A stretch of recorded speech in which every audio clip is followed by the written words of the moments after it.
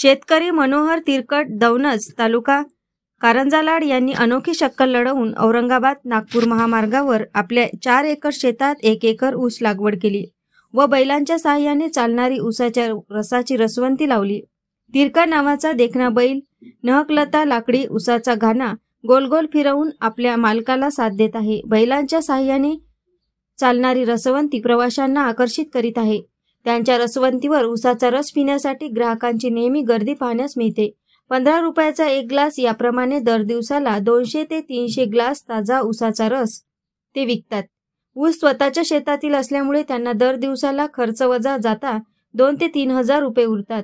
रसवंतीच्या शेतीपूरक व्यवसायातून शेतकरी मनोहर तिरकट यांनी आर्थिक उन्नती साध्य केली आहे। एएस न्यूज महाराष्ट्र करिता शिवनी रसुलापूर येथून प्रतिनिधी मिलिंद कडू।